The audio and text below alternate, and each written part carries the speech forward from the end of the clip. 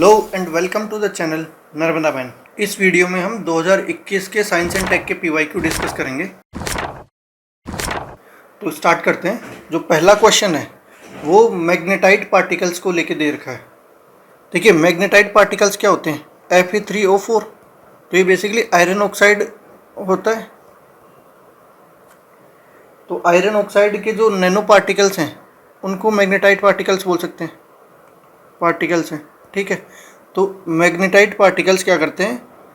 Suspected to cause the neuro degenerative problems are generated by environment pollutants from which of the following. तो बोल रहे हैं कि इनमें से किस जो नीचे दे रखे हैं उनमें से कौन सी ऐसी प्रोसेसेस हैं जिनके थ्रू ये मैग्नेटाइट पार्टिकल जनरेट होते हैं। तो देखिए, पहला जो ऑप्शन है वो है ब्रेक्स ऑफ मोटर व्हीकल्स। तो सही बात है, जो ब्रेक्स की वजह से क्या होता है? वियर एंड टियर होता है, और उसकी वजह से क्या होगा? जो आयरन रिच पार्टिकल्स हैं वो रिलीज होंगे, ठीक है। तो सही बात है ये वाली। तो पहला तो सही है। दूसरा क्या है? Engine of motor vehicles. तो इसमें भी क्या होता है? कंबसन होता है इंजन में, प्लस जो फ्रिक्शन होता है उसकी वजह से क्या होंगे? जो मेटालिक नैनो पार्टिकल्स हैं वो रिलीज होंगे। तो दूसरा भी सही है। जो तीसरा ऑप्शन है वो बोल रखा है कि माइक्रोवेव जो होते हैं स्टोव विद इन होम्स, कि होम्स के अंदर माइक्रोवेव हैं उनसे जनरेट होते हैं कि नहीं। देखो, एक बेसिक लॉजिक है कि अगर माइक्रोवेव क्या होता है, घरों में यूज होता है, अगर उससे जो मैग्नेटाइट पार्टिकल जनरेट होने लगे और वो भी न्यूरो डिजेनरेटिव डिजीज कर रहे हैं, तो क्या ये माइक्रोवेव सस्टेनेबल होते? नहीं होते। तो थोड़ा सा ये सस्पेक्टेड है, इसको हम बाद में देखते हैं। पावर प्लांट्स होते हैं, तो बिल्कुल पावर प्लांट्स में तो क्या होता है? बहुत सारी ऐसी प्रोसेसेस होती हैं जिनमें जो आयरन ऑक्साइड है उसका यूज़ होता है। तो पावर प्लांट्स में के थ्रू ये जनरेट होंगे, ये तो सही बात है। तो ये भी सही है। चौथा है टेलीफोन लाइंस। तो टेलीफोन लाइन में हम देखें कि कोई डायरेक्टली ऐसे कोई फ्रिक्शन होता है, तो ऐसा तो कुछ नहीं होता। अगर इनसे अगर फ्रिक्शन होता, कुछ होता और वो घस रही होती तो फिर भी समझ में आता है। तो टेलीफोन लाइंस में कम चांस है, लेकिन फिर भी क्या करेंगे, इसको भी हम अभी के लिए देखते हैं बाद में। अब देखिए, एक बार एलिमिनेशन मेथड लगाने की कोशिश करते हैं। देखो 1, 2 एंड 4 ये इसके बारे में हम श्योर हैं कि ये तो होंगे। तो पहला नहीं होगा, तीसरा भी नहीं होगा। 1, 2 एंड 4 ए, बी और डी में अब क्या लेना है अपने को? बेसिकली कॉल लेनी है कि या तो सारे सही हैं या फिर इनमें से दो गलत हैं। तो मोस्टली क्या होता है, देखो ऑल ऑफ द अबव आजकल यूपीएससी थोड़ा दे भी कम रहा है। दूसरा क्या है, अपने को इसमें थोड़ा लग भी रहा है टेलीफोन लाइन और जो माइक्रोवेव वाला है वो नहीं होना चाहिए। तो इस लॉजिक से अपने को क्या है, only B should be correct. और इसमें वैसे जो टेलीफोन लाइंस और माइक्रोवेव्स होते हैं उसमें डायरेक्टली जो मैग्नेटाइट पार्टिकल्स जनरेट नहीं होते हैं। नेक्स्ट जो क्वेश्चन है वो बोल रखा है रिकॉम्बिनेंट वेक्टर वैक्सीन के रिगार्डिंग। देखो, रिकॉम्बिनेंट वेक्टर वैक्सीन क्या होती है? ये बेसिकली जो एक कैरियर है, या हम जिसको क्या बोल सकते हैं, वेक्टर है, उसका यूज करती हैं। उसका यूज करके जो जेनेटिक मटेरियल है उसको जेनेटिक मटेरियल को बॉडी में लेके जाती हैं, ठीक है, इनटू द बॉडी। अब वहाँ जाके क्या होता है, ये जो जेनेटिक मटेरियल है वो एंटीजन की तरह काम करता है, ठीक है। और उनके रेस्पॉन्स में अपना शरीर क्या बनाता है? एंटीबॉडीज बनाता है, एंटीबॉडीज बनाएगा। अब अगर बाहर से फिर से कोई सिमिलर एंटीजन आता है या कुछ अटैक करता है, तो ये एंटीबॉडीज पहले से प्रिपेयर्ड है, वो उसको अटैक करके किल कर देती हैं, ठीक है। तो जो फॉरेन कुछ आएगा उसको इस बार किल कर दिया जाएगा। तो ऐसे अपना वैक्सीन काम करता है, ठीक है। तो इसके ऑप्शन देख लेते हैं। Genetic engineering is applied in these development of vaccine. तो ये बात तो सही है, क्योंकि इसमें जो RDNA टेक्नोलॉजी है, रिकॉम्बिनेंट DNA टेक्नोलॉजी, उसका यूज किया जाता है। और जो एक तरीके से एंटीजन को इंसर्ट किया जाता है बाई जेनेटिक मैनिपुलेशन। तो पहला ऑप्शन तो बिल्कुल सही है। देखो, दूसरा बोल रखा है कि bacteria and virus are used as vector. देखो, वायरस के बारे में तो हमने बहुत बार पढ़ा है कि जो कोविड की जो वैक्सीन बनी थी उसमें किसका यूज हुआ था? एडिनो वायरस का यूज हुआ था, ठीक है। तो वायरस को एज ए वेक्टर यूज करा था और उसके बाद फिर जो जेनेटिक मटेरियल उसको ट्रांसप्लांट करके वैक्सीन बनाई गई थी। लेकिन बैक्टीरिया का यूज है वो भी लेस नोन होता है। लेकिन जैसे ई कोलाई बैक्टीरिया होता है, इसका यूज किया जाता है इंसुलिन वगैरह बनाने में, ये सब। तो जो बैक्टीरिया का यूज है वो भी किया जाता है। तो ये दोनों ही सही हैं, इसमें both 1 and 2 would be correct. और इवन अगर हम एक फैक्ट भी देखें तो जो कोविशील्ड है और जो स्पुतनिक 5 है, दोनों में क्या है, दोनों ही में ही वायरल वेक्टर का यूज़ किया गया था। ठीक है, तो वायरस का यूज़ किया था एज ए वेक्टर। नेक्स्ट जो क्वेश्चन है वो हेरिडेटरी डिजीज के बारे में पूछ रखा है कि इनमें से कौन सा सही है। तो पहला जो ऑप्शन है वो बोल रहा है passing on mitochondrial disease from parent to child, कि माइटोकॉन्ड्रियल जो डिजीज होती है वो पेरेंट से चाइल्ड में जो ट्रांसमिट होती है, can be prevented by mitochondrial replacement therapy either before or after in vitro fertilisation of egg. तो ये बोल रहा है कि जो माइटोकॉन्ड्रियल जो डिजीज होती है, ठीक है, तो एमटी जो डिजीज है उसको बेसिकली जो माइटोकॉन्ड्रियल रिप्लेसमेंट, उसको माइटोकॉन्ड्रियल रिप्लेसमेंट जो थेरेपी है उसके थ्रू ठीक किया जा सकता है। तो एमआरटी बोल सकते हैं इसको। तो इसी को क्या बोलते हैं, इसको थ्री पेरेंट बेबी या थ्री पेरेंट बेबी टेक्निक भी बोलते हैं। ठीक है, तो अब यहाँ तक तो ठीक है, लेकिन ये बोल रहा है just either before or after. तो देखो ये वाला इंपॉर्टेंट है, either before or after in vitro fertilisation of egg. तो देखिए अगर बिफोर फर्टिलाइजेशन होता है तो इस टेक्निक को क्या बोलते हैं, बिफोर फर्टिलाइजेशन को बोलते हैं, जैसन हो तो इसको बोलते हैं हम स्पिंडल ट्रांसफ़र, स्पिंडल ट्रांसफ़र। अगर आफ्टर फर्टिलाइजेशन हो, ठीक है, उस केस में क्या होता है, इसको बोलते हैं pro nuclear transfer, pro nuclear transfer.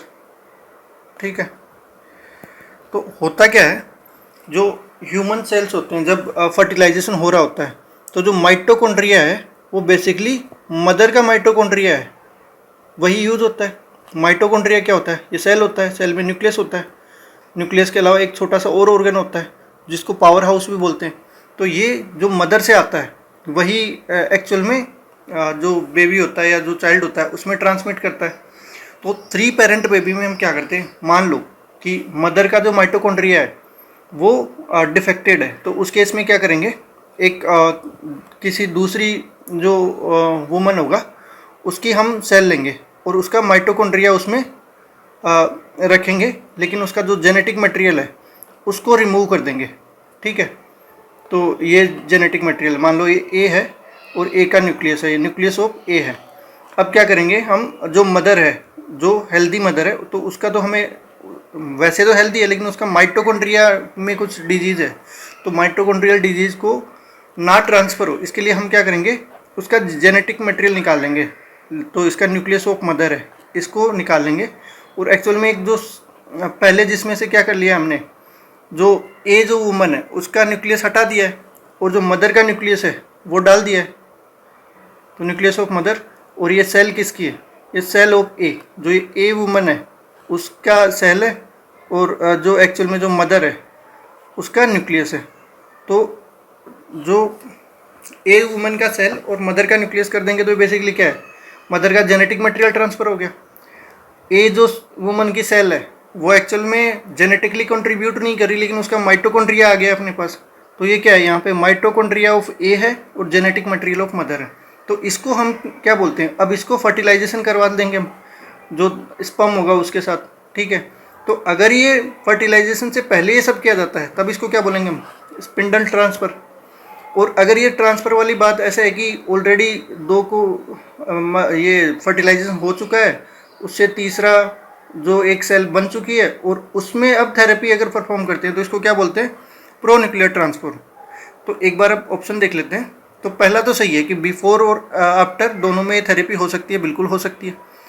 तो सेकंड ऑप्शन है वो क्या बोल रहा है, a child can inherent mitochondrial disease entirely from mother and not from father. तो बिल्कुल ये वाली बात भी सही है कि जो मदर साइड से ही माइटोकॉन्ड्रियल डिजीज ट्रांसफ़र होती है। क्यों, क्योंकि जो चाइल्ड के अंदर जो माइटोकॉन्ड्रिया आता है वो मदर का आता है, वो फादर का जो माइटोकॉन्ड्रिया है वो ट्रांसफ़र नहीं होता है। तो जो डिजीज़ भी होगी ना वो मदर साइड से ही डिजीज़ ट्रांसफ़र होगी। तो दूसरा ऑप्शन भी सही है, तो इसमें दोनों करेक्ट हो जाएंगे।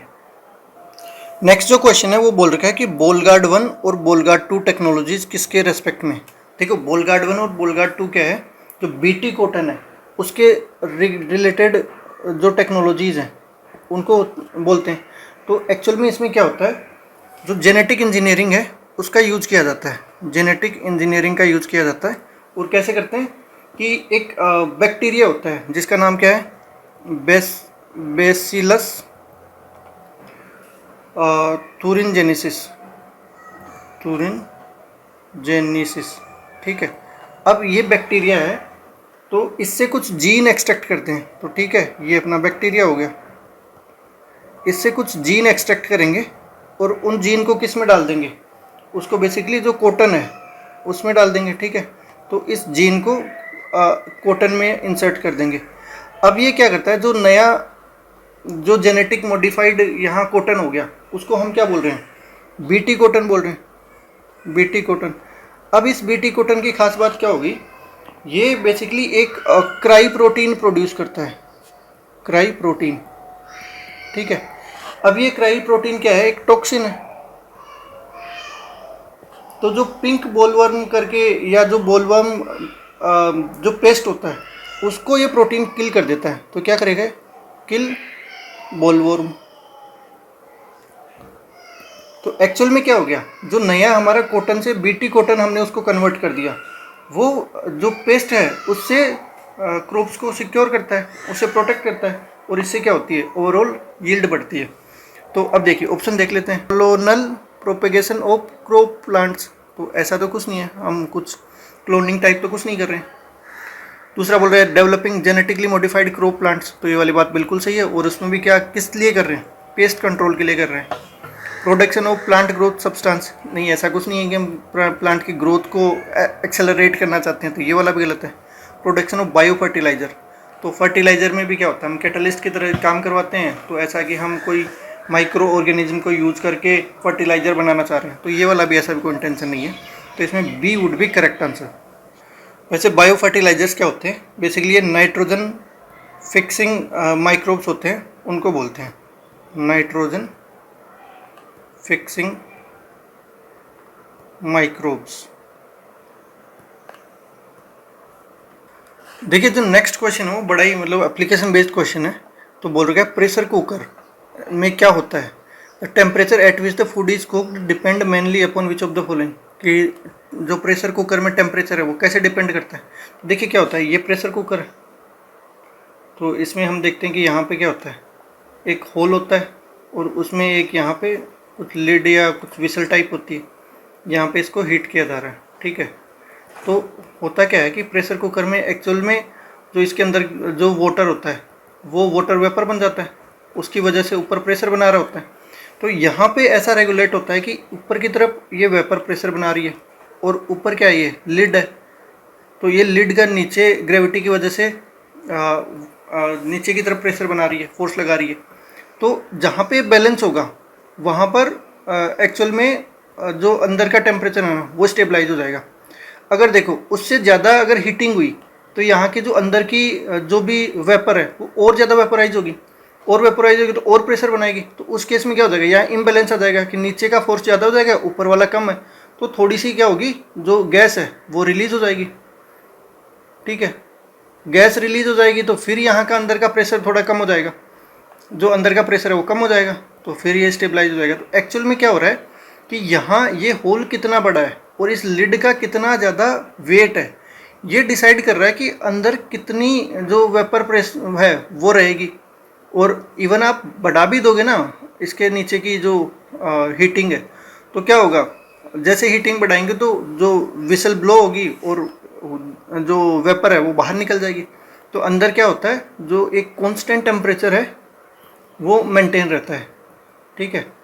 तो अब एक बार ऑप्शन देख लेते हैं। तो कि ये जो टेम्परेचर है जिस पे फूड कुक होगा ये किस पे डिपेंड कर रहा है, तो पहला बोल रहा है area of the hole in the lid. तो सही बात है, अगर होल का एरिया बड़ा हो जाएगा तो उस केस में क्या हो जाएगा, ज़्यादा उसको अंदर का टेम्परेचर रखना पड़ेगा, तब जाके वो प्रेशर इतना बनेगा कि वो ऊपर वाले लिड का वेट झेल सके। तो बिल्कुल इस पर तो डिपेंड करेगा। टेम्परेचर ऑफ द फ्लेम, तो देखो इस पर कुछ डिपेंड नहीं कर रहा है, क्योंकि अगर तुम फ्लेम का टेम्परेचर बढ़ा भी दे रहे हो तो ये सही बात है कि अंदर का जो वेपर है वो फास्ट बनेगी, ज़्यादा प्रेशर लगेगा, लेकिन वो जैसे ज़्यादा लगेगा तो वो क्या होगी, रिलीज हो जाएगी। तो एक्चुअल में ज़्यादा फ्लेम है वो ज़्यादा गैस रिलीज कर देगी, वो अंदर का टेम्परेचर नहीं बढ़ा पाएगी, और यही मेन फंक्शनलिटी होती है कुकर की। तो दूसरा भी गलत हो जाएगा। तीसरा देखिए, वेट ऑफ द लिड, तो ये वाली बात भी सही है।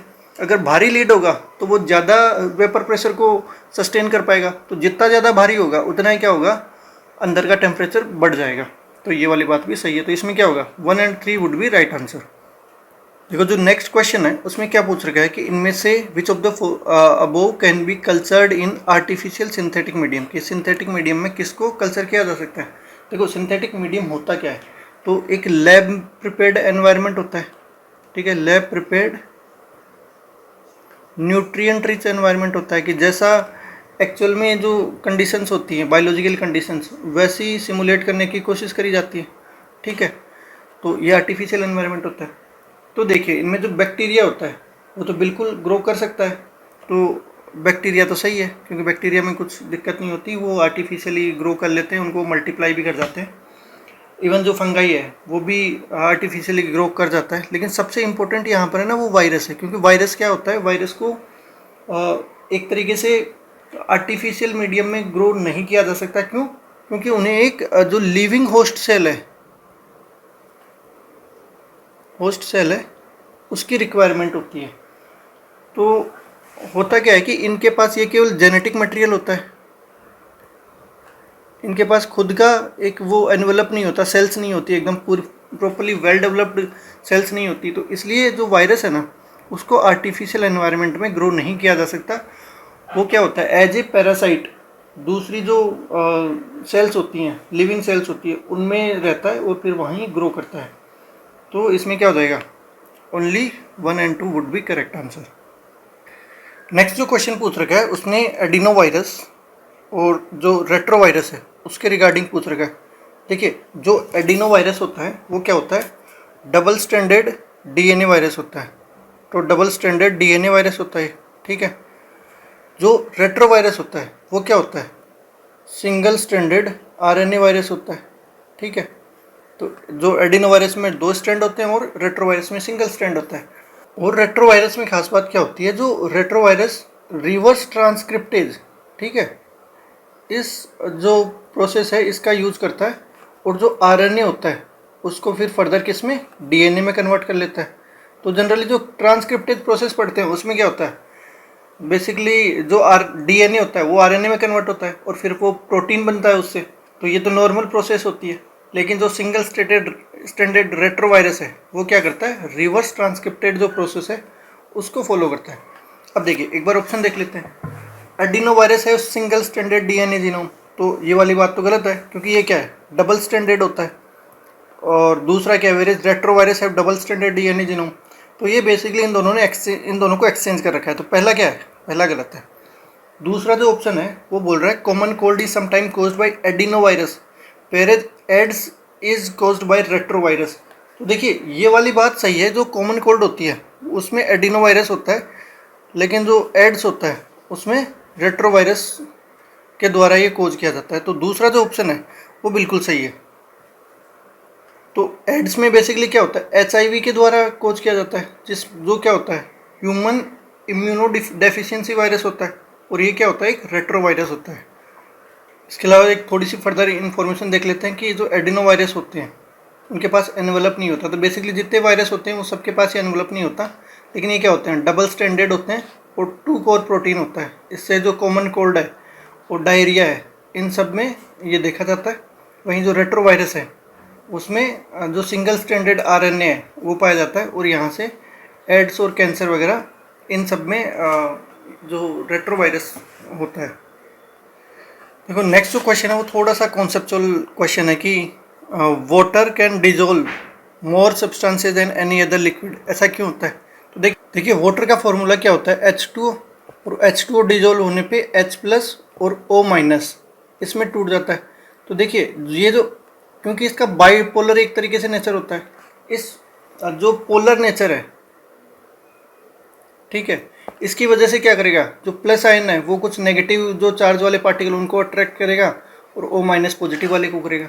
जैसे NaCl हो गया तो वो क्या करेगा, Na+ और Cl- में टूट जाएगा और ये फिर अलग अलग जो चार्ज हैं उनको अट्रैक्ट कर लेंगे।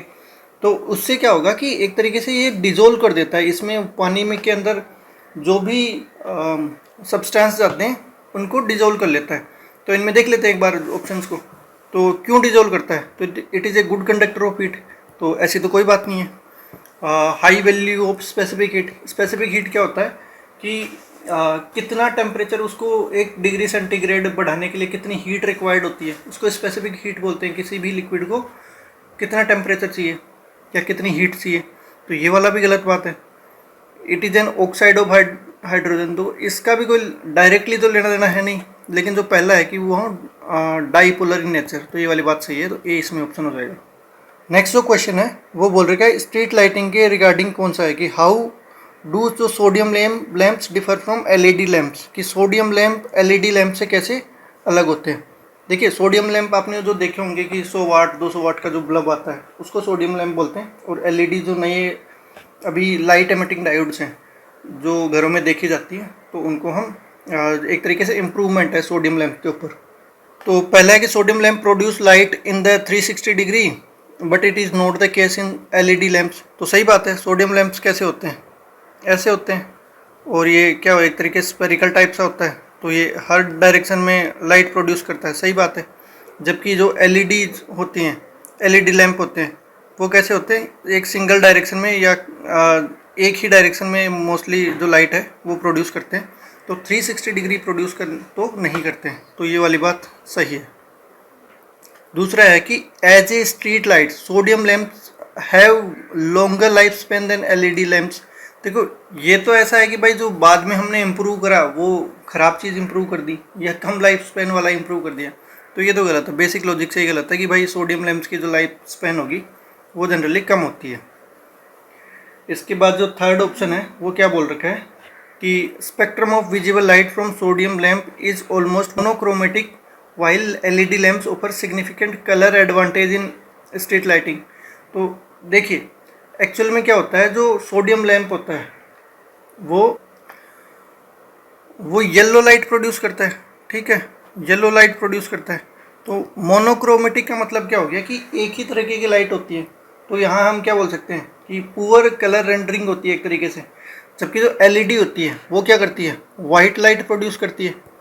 तो और वाइट लाइट में क्या होती हैं, बहुत सारी जो लाइट्स होती हैं उसका स्पेक्ट्रम होता है, तो एक तरीके से ये क्या होता है, ब्रॉड स्पेक्ट्रम होगा, और इसकी वजह से जो क्या होगा, बेटर विजिबिलिटी आएगी, बेटर विजिबिलिटी, और जो कलर रिकॉग्निशन होता है वो भी बेटर होगा।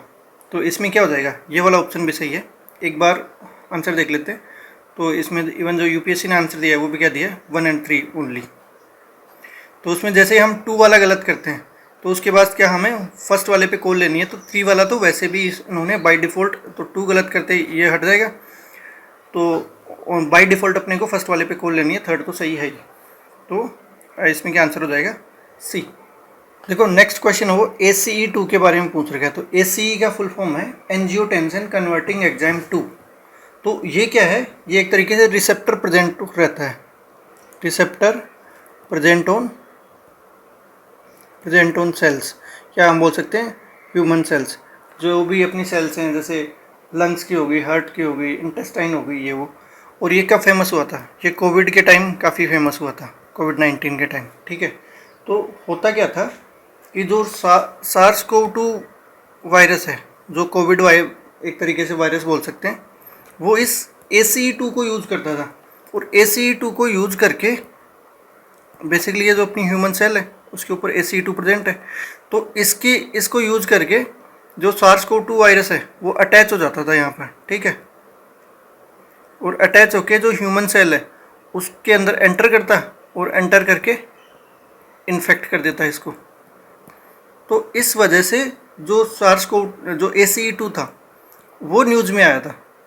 तो बेसिकली क्या था, जो वायरल जो कोविड था वो कैसे इन्फेक्ट करता है और स्प्रेड करता है, इसके रिगार्डिंग था।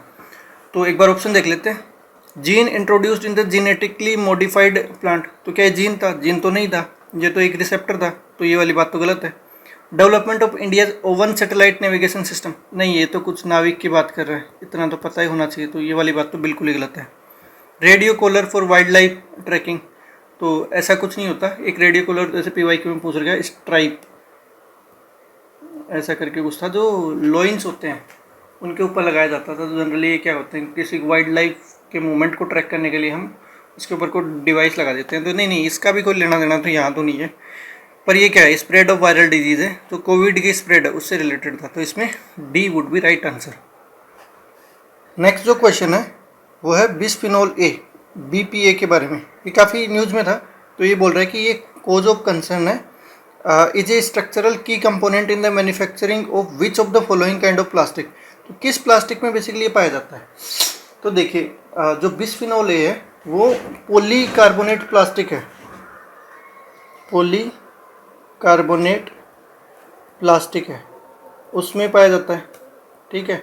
या फिर जो इपॉक्सी रेजिन है उसमें भी, उसकी मैन्युफैक्चरिंग में भी यूज़ होता है।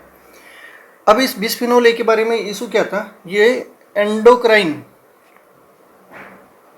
डिसरप्टर की तरह काम करता है। ये जो अपने शरीर में हार्मोन्स हैं उनको मिमिक करता है, ठीक है, और उसकी वजह से एक इम्बैलेंस क्रिएट कर सकता है। तो बेसिकली कहाँ कहाँ यूज़ होता है इसका, एप्लीकेशन हम देखें तो जो भी वाटर बॉटल्स हो गई, ठीक है, या कोई फूड कंटेनर हो गया, या फिर ऑप्टिकल डिस्क हो गई, इन सब में इसका यूज़ देखा जाता है। तो एक बार ऑप्शन देख लेते हैं। तो ये BPA किसका ऑप्शन तो बिल्कुल भी सही है, पॉलीकार्बोनेट की बात हो रही है यहाँ पर। लेकिन जो बाकी ऑप्शन है उनको भी देख लेते हैं। जो लो डेंसिटी पॉलीथीन होती है तो क्या उनमें यूज़ होता है, तो नहीं। लो डेंसिटी पॉलीथीन ये जो अपन डेली ग्रोसरी वगैरह में यूज़ करते हैं उसकी बात होती है, तो वहाँ भी नहीं होता है।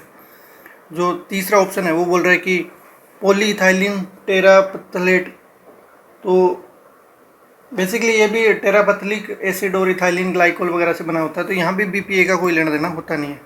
और जो PVC है, पॉलीविनाइल क्लोराइड, तो ये तो पाइप्स वगैरह में यूज़ होता है, जो मोटे पाइप्स जो आते हैं ना, कि जो हम प्लम्बिंग वगैरह में यूज़ करते हैं, तो वहाँ यूज़ होता है, तो ये भी ऑप्शन नहीं होगा। नेक्स्ट जो क्वेश्चन है वो ट्राइक्लोसोन के बारे में दे रखा है कि triclosan considered harmful when expose to high level of for a long time, most likely to be present in which of the following, कि कहाँ प्रेजेंट होता है। तो देखिए जो टॉयलेटरीज होती हैं, जैसे सोप्स हो गए, ठीक है, या फिर टूथपेस्ट हो गया, या फिर डिओड्रेंट हो गए, या हैंड सैनिटाइज़र हो गया, ठीक है, तो इन सब में ये प्रेजेंट रहता है, टॉयलेटरीज में ट्राइक्लोसोन।